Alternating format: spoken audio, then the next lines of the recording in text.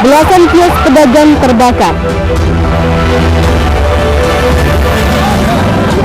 Bentrok antar OKP, satu terkena luka bacok. Proyek pembangunan parit resahkan warga.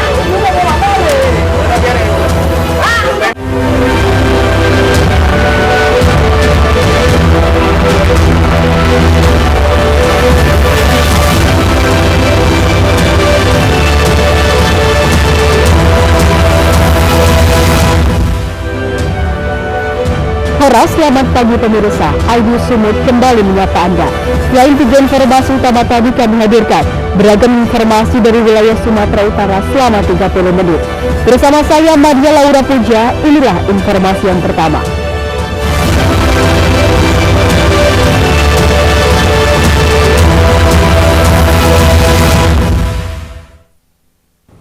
Pemirsa, belasan unit kios di Kota Tebing Tinggi, Sumatera Utara, Rabu dini hari ludes terbakar. Pemicu api diduga akibat arus pendek listrik dari salah satu kios yang terbakar. Tidak ada korban jiwa dalam kejadian ini, namun kerugian diperkirakan mencapai ratusan juta rupiah.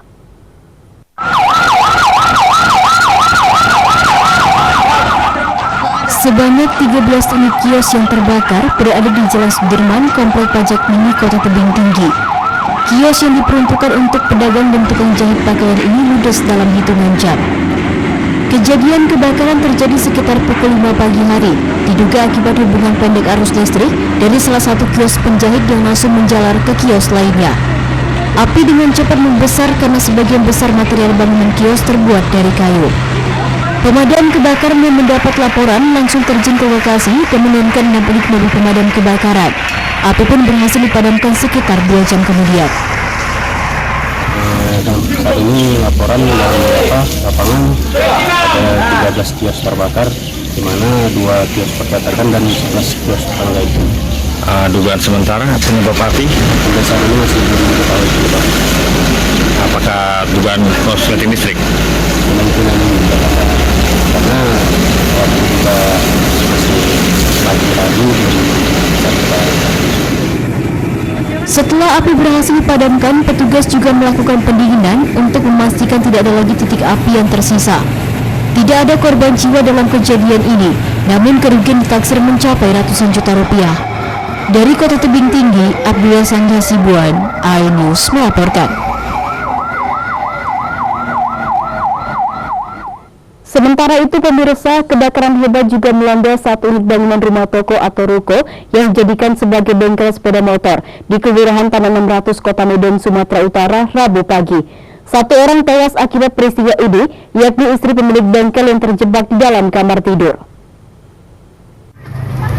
Udah nggak tahu lagi mau nyiram pun bingung, air nggak ada.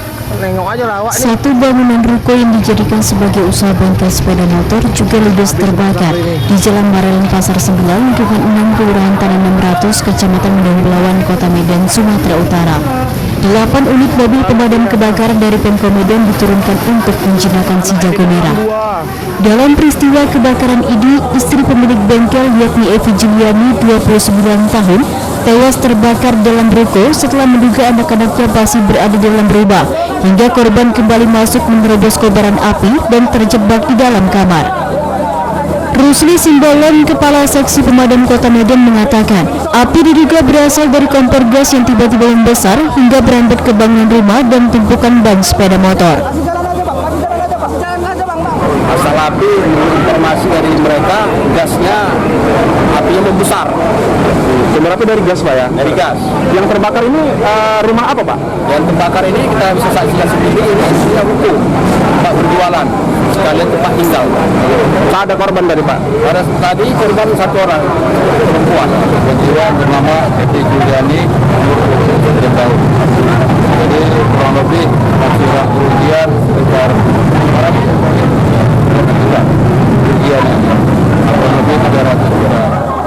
Kini korban meninggal dunia telah dievakuasi di Rumah Sakit Pringadi Medan. Sementara itu petugas kepolisian dari Polsek Medan Labuhan masih menyelidiki penyebab pasti kebakaran. Dari Medan, Yuda Bahar, iNews melaporkan.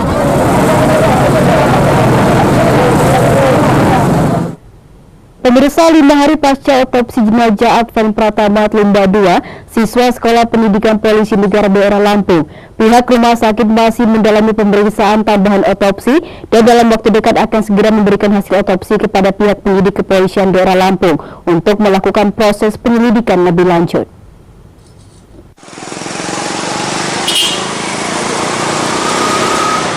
Terkait kematian seorang siswa sekolah kepolisian di Polda Lampung saat mengikuti pendidikan, dokter spesialis forensik Rumah Sakit Umum Pusat Haji Adam Malik Medan, Nasib Manggaloy Situmorang, menyebut sampai saat ini tim forensik Rumah Sakit Umum Haji Adam Malik Medan masih menunggu hasil pemeriksaan tambahan otopsi terhadap jenazah Advan Pratama Limba 2.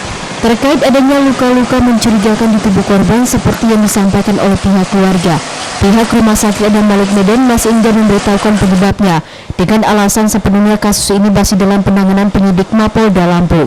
Diketahui jenazah Advan Pratama Limba 2 dilakukan otopsi di Rumah Sakit Umum Pusat Haji Adam Malik Medan pada 17 Agustus 2023 kemarin. Otopsi dilakukan atas permintaan pihak keluarga karena adanya dugaan kejanggalan kematian korban, bersamaan adanya surat permohonan otopsi yang dikeluarkan Mapolda Lampung.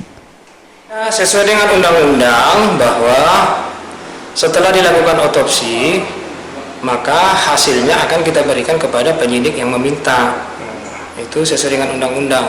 Jadi hasilnya itu akan kita kirimkan nanti ke yang meminta. Yang meminta itu kebetulan adalah dari Polda Lampung. Jadi hasil visum akan kita kirim ke sana. Tanahnya menunggu hasil pemeriksaan tambahan, ya. Jadi forensik itu hanya untuk melakukan, setelah itu ada pemeriksaan penunjang. Nanti hasil pemeriksaan penunjang selesai, lalu kita diskusikan dengan dokter pemeriksa penunjang, kita diskusikan dengan dokter, kebetulan melakukan otopsi ini adalah dua orang dokter spesialis forensik. Maka kita diskusikan dengan dokter forensik, nanti hasilnya, nah finalnya baru kita berikan ke penyidik yang meminta. Seperti diberitakan sebelumnya, Advan Pratama Limba 2 merupakan seorang siswa Sekolah Pendidikan Kepolisian Negara Mapolda Lampung dan meninggal dunia saat menjalani pembinaan fisik pada Selasa 15 Agustus 2023 lalu.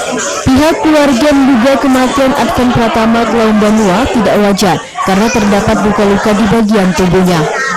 Dari Medan, Adi Palapa Harahap, iNews melaporkan.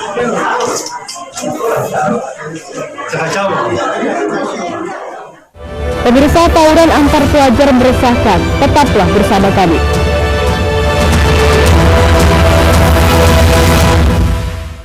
Saya Aiman Caksono. Saya akan mengupas tuntas malam ini. Saya mendapatkan kesempatan secara eksklusif. Bismillah, walaupun itu teman 4 miliar dalam 1 jam itu nggak sulit. Betul. The Prime Show with Aiman, setiap Rabu pukul 9 malam. Saya Prabowo Revolusi, kita berbagi cerita. Rupanya konspirasi itu ini. Iya. Apakah jadi capres? Kita setuju. Betulnya, saya ini untuk menjadi presiden, saya harus siap. Konspirasi Prabu, setiap Rabu pukul 10 malam.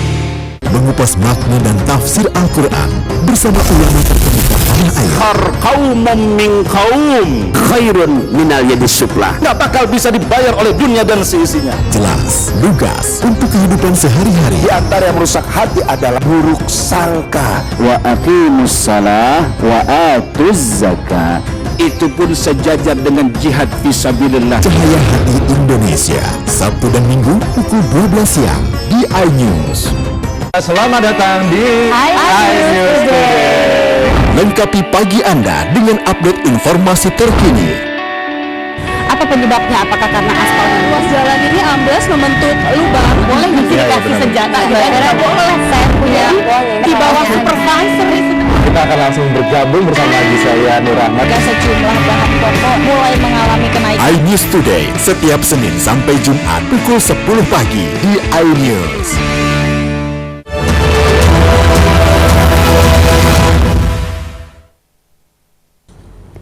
Terima kasih Anda masih bersama kami di iNews Sumut, inspiring and informatif. Pemirsa, diduga karena tidak senang adanya pemasangan pelang berlogo di salah satu organisasi kepemudaan, 2 kelompok pemuda terlibat saling baku hantam di kawasan Belawan, Kota Medan, Sumatera Utara. Akibat peristiwa ini, salah seorang pemuda mengalami luka bacok dari senjata tajam di bagian tangan kirinya.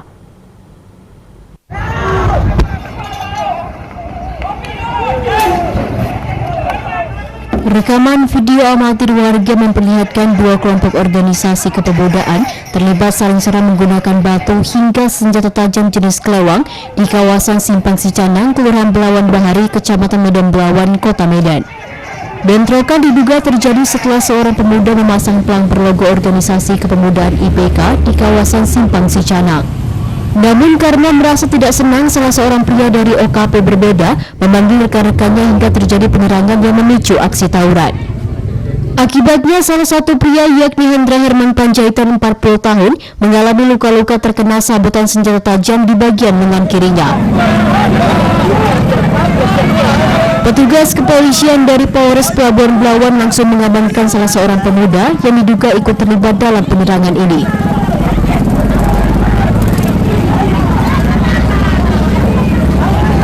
Orang PP-nya tadi ngapain? Orang IPK ngapain? IPK itu mau nanam itu kan, jadi datang.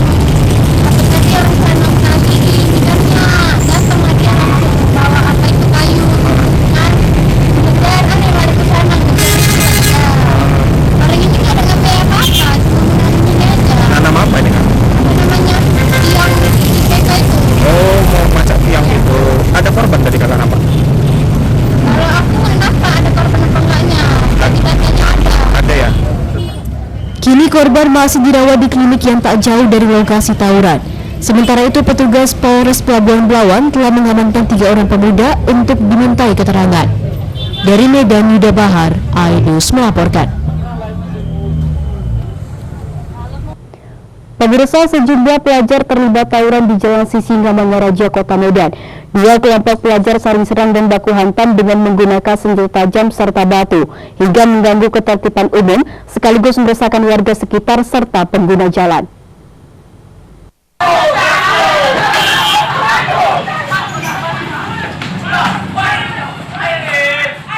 Aksi tawuran 2 kelompok pelajar berseragam SMA ini membuat panik pengendara yang melintas dan warga sekitar pada Selasa petang. Dalam peristiwa tersebut, 2 orang dikabarkan mengalami luka akibat lemparan batu. Kejadian berawal saat sekelompok pelajar melakukan konvoi dan melakukan penyerangan ke sekolah swasta Eria. Siswa yang diserang tersebut melakukan perlawanan sehingga terjadi aksi saling lempar dan baku hantam.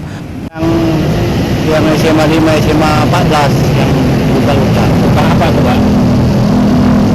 Bagian kepala ini. Kenapa dia? Kena lemparan lah. Nggak tahu kenapa mereka nyerangnya. Nggak tahu lah, Bang. Tiba-tiba itu nyerang dari sekolah Eria. Udah sering Bang? Tawuran di sini? Oh, sering kali lah. Sering kalau seminggu 3 kali paling sedikit lah. Aksi tawuran pelajar SMA kerap kali terjadi. Dalam seminggu, aksi tawuran bisa terjadi sebanyak 3 kali dan membuat warga di Jalan Sisingamaraja ini resah. Dari Medan, Amin Rashid, iNews melaporkan. Pemirsa, Propam Polda Sumut mulai mendalami dugaan kasus penganiayaan yang dilakukan Kapolres Dairi terhadap 2 anggotanya yang harus mendapat perawatan di rumah sakit beberapa waktu lalu. Pemeriksaan kasus ini dilakukan setelah Propam Polda Sumut mendapat perintah langsung dari Kapolda Sumut.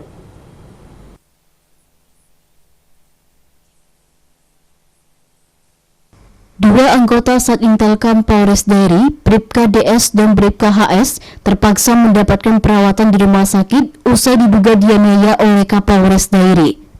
Menanggapi hal tersebut, Polda Sumut jemput bola dan Kapolda Sumut memerintahkan Kabid Propam untuk memeriksa Kapolres Dairi. Kabid Humas Polda Sumut Kombes Pol Hadi Wahyudi menyebutkan, saat ini kasus dugaan penganiayaan tersebut telah didalami oleh Propam Polda Sumut. Namun Hadi tak merinci untuk pemeriksaan yang sedang dilakukan oleh Propam. Itu sedang didalami oleh Propam. Kita tunggu ya. Itu ada laporan resminya berarti dari korban, Pak? Kalau kita kan jemput bola. Ada berapa orang korbannya, Pak? Masih didalami oleh Propam. Ada saksi yang udah diperiksa, Pak? Ya ini Propam lagi mendalami. Ada berapa, Pak? Propam sedang mendalami.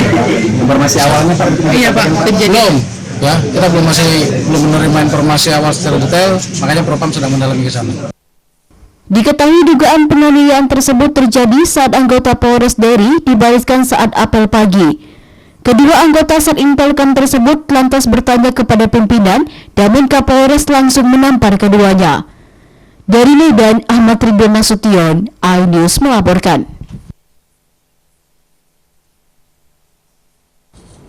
Menjelang pemilihan umum pada tahun 2024, pimpinan wilayah Dewan Masjid Indonesia Provinsi Sumatera Utara menggelar zikir dan tablik akbar di Masjid Raya Besitang, Kabupaten Langkat, dengan mengangkat tema "Mari kita jadikan masjid sebagai pusat pemersatu umat". Penggelaran zikir dan tablik akbar ini bertujuan untuk menciptakan pemilu yang damai di tahun 2024 mendatang.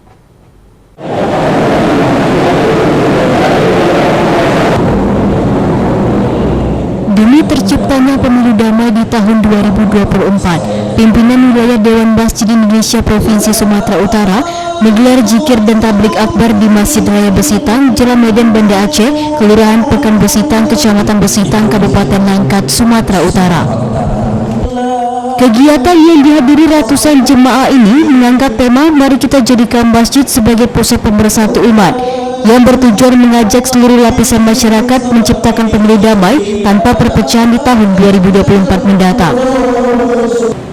PW DMI Sumut pada kesempatan ini juga menerangkan kepada lapisan masyarakat yang hadir terkait pentingnya menjaga perdamaian serta betapa perlunya umat bersatu dalam memerangi tindakan yang berpotensi memecah belah umat beragama. Selain itu, untuk mendorong para BKM masjid untuk lebih intens menyampaikan kepada seluruh masyarakat, khususnya di Sumut, agar mengajak umat untuk tidak terpecah belah, dengan tidak terpancing isu sara, dengan tetap menjaga masjid sebagai tempat beribadah dan bukan untuk berkampanye.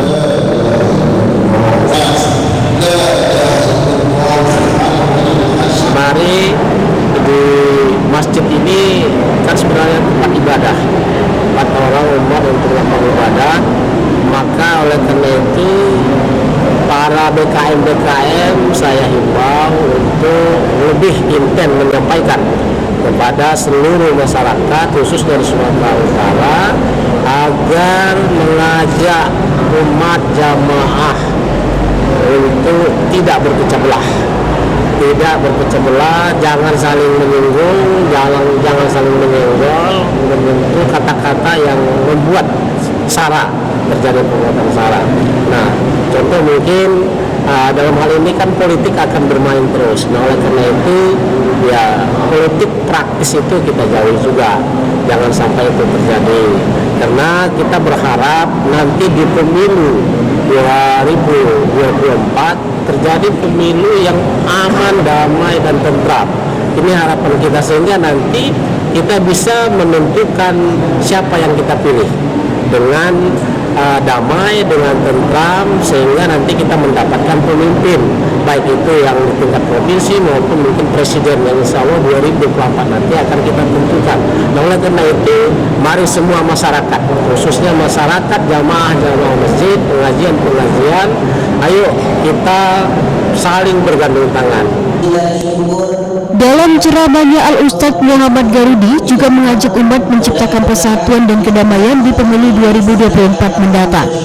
Kegiatan juga dihadiri Ketua PW DMI Sumut Irhamuddin Siregar, Sekretaris PW DMI Sumut Iwan Rosadi, Bendahara PW DMI Sumut Amina, Pimpinan Masjid Cikir Medan Kiai Mujulfi Aswan, Pimpinan Rumah Tafiz Al-Hafiz dari Serdang, Ketua DMI Kecamatan Besitang Ruswanto, tokoh agama dan tokoh masyarakat, dan pemerintah setempat serta jemaah Masjid Raya Besitang. Dari Langkat, Adi Palapa Harahap, iNews melaporkan. Pemirsa, banyak pedagang lemang korban tabrak lari. Tetaplah bersama kami.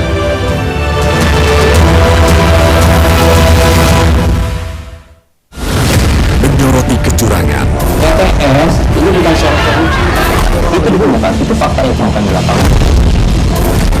menyuarakan keadilan, Melarikan diri melalui sungai, wilayah tidak tersentuh oleh negara. laporan mendalam dan eksklusif. Saya akan tunjukkan kepada Anda. Mario Landi, rebutan perempuan, gimana Ken? AB Plus setiap minggu pukul 8 pagi di iNews. Kompilasi seputar keunikan, keajaiban, dan hal-hal menarik di berbagai belahan dunia. Suku Sentinel dipercaya berasal dari Afrika yang bermigrasi ke pulau itu sejak 60.000 tahun yang lalu. Seperti apa sejarah kelam dari tragedi tenggelamnya kapal Titanic? Lantas siapa tokoh di balik anime yang legendaris? OMG setiap hari pukul 8 malam hanya di iNews.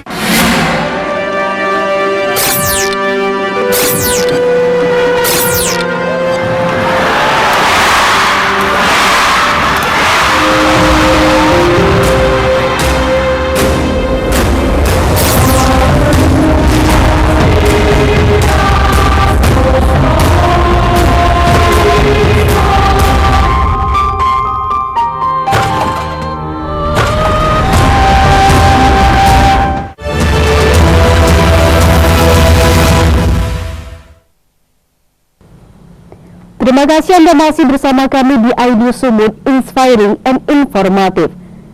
Pemirsa, warga dan pekerja proyek pembangunan parit milik Pemko Medan terlibat kericuhan setelah tanah bekas galian proyek pembangunan drainase ditumpuk berhari-hari di sembarang tempat, sehingga membuat warga kesulitan mengeluarkan kendaraan untuk beraktivitas.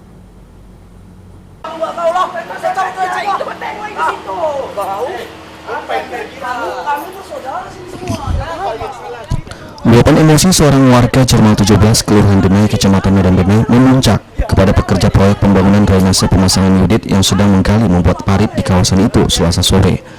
Keinginan warga meminta supaya tumpukan tanah bekas galian proyek drainase diletakkan di tempatnya hingga menumpuk dan membuat kendaraan tidak bisa beraktivitas. Tidak juga digubris pekerja proyek PT Trimurti. Akibat tumpukan tanah bekas galian parit diletak di lahan milik warga, membuat kendaraan warga yang mengamuk terjebak lumpur bekas galian hingga kendaraannya tidak bisa masuk ke halaman rumah. Sambil memegang senjata tajam, warga dengan pekerja proyek terlibat adu mulut. Hal ini membuat warga lainnya semakin emosi karena pekerja proyek malah melawan seakan tidak mau tahu saat diberitahu atas tumpukan tanah tersebut. Tanahku pribadi bang, bukan jalan umum ya bang ya. Itu tanahku pribadi pertama bang. Dia yang izinnya bang. Aku nggak mau tahu bang, yang iya, penting ya, itu bersih. Sekarang ini bang, aku kujini bukan di situ. Kalian masukkan ke dalam. Kau juga sini. Masukkan ke dalam. Ala pun kau juga yang jaga malam. Suasana mereda setelah warga bersama kepala lingkungan setempat melerai keributan tersebut. Sementara kendaraan warga yang mengamuk masih terjebak dalam kubangan tanah bekas galian proyek parit Dinas PU Kota Medan tersebut. Sebelumnya warga sekitar sudah merasa resah dengan kondisi jalan berlumpur di kawasan Jerman 17 Medan yang beberapa titik menumpuk tanah bekas galian. Dari Medan, Said Ilham, iNews melaporkan.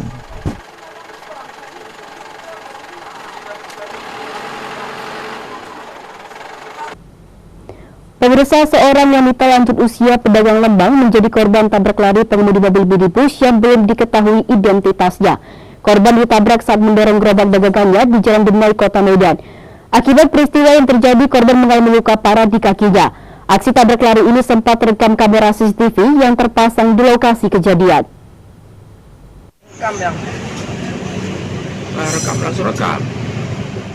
Rekaman CCTV merekam detik-detik seorang nenek pedagang lemang ditabrak mobil minibus berwarna putih di Jalan Denai, Kota Medan, Sumatera Utara, Minggu malam lalu.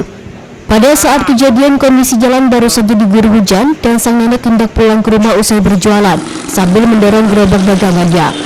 Namun tiba-tiba mobil dari arah belakang langsung menyeruduk korban. Sang nenek pun terjatuh, bahkan tubuhnya sempat berada di kolong mobil yang menabraknya. Mobil minibus ini pun sempat mundur dan berhenti, namun kemudian melaju lagi, hingga ban belakang mobil kembali menindas kaki korban sebelum akhirnya pelaku melarikan diri. Nurasya, korban, mengatakan akibat peristiwa ini dirinya pun mengalami luka di bagian kaki dan terpaksa harus mendapat beberapa jahitan dari petugas medis rumah sakit. Jalan saya tiba-tiba saya rasa kok ada yang nolongin dari belakang gitu. Saya mobil itu pas nabrak pertama berhenti pak berhenti, saya pikir mau berhenti nolongin saya, rupanya nabrak lagi. Jadi di gilasnya itu ini pak, kaki pak, kaki yang jualan pak di Sukarabi, Jalan Bakti. Jadi malam itu nggak pulang,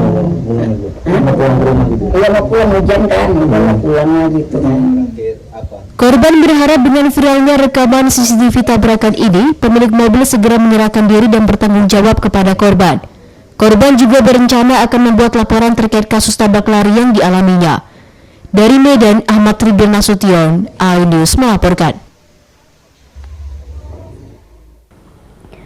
Pemirsa, setelah tiba di kampung halaman Desa Bius Gubarai, Kecamatan Parmaksian, Kabupaten Toba, Sumatera Utara, jenazah Ketua Ormas Perlindungan Anak Aris Merdeka Sirait langsung dibawa ke gereja HKBP setempat untuk menjalani sakramen sebelum pemakaman. Jenazah tokoh perlindungan anak ini pun disambut kibaran bendera merah putih oleh anak-anak sekolah dasar yang berdiri di pinggir jalan.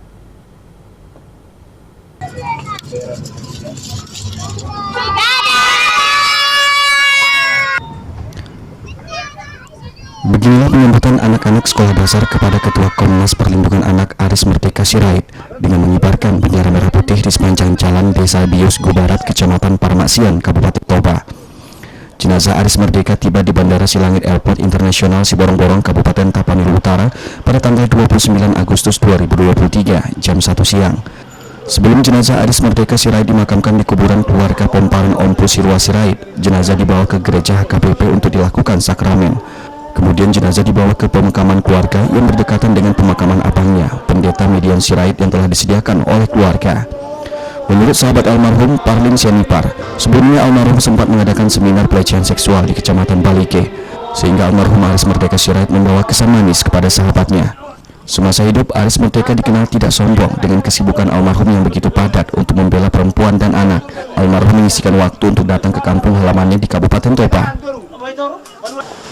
Aris Merdeka Sirait ini memberikan kesan kepada saya juga, karena kira-kira 2-3 minggu yang lalu kami masih ketemu di Baligi, dan sebelum itu, seminggu sebelumnya itu, kami mengadakan seminar pelecehan seksual di HKBP Baligi.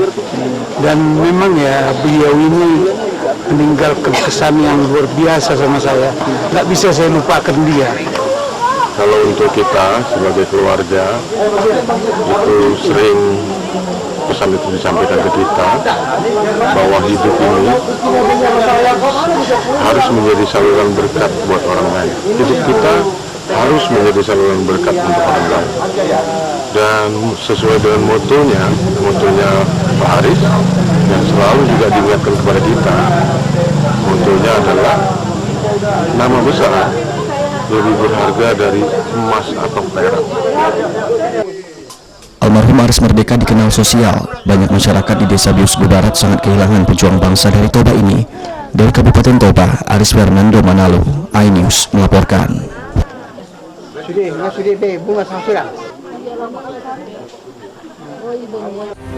Informasi tadi mengakhiri iNews Sumut hari ini. Saya Madia Laura Puja atas nama tim redaksi yang bertugas mengucapkan terima kasih atas perhatian Anda. Selamat beraktivitas dan sampai jumpa.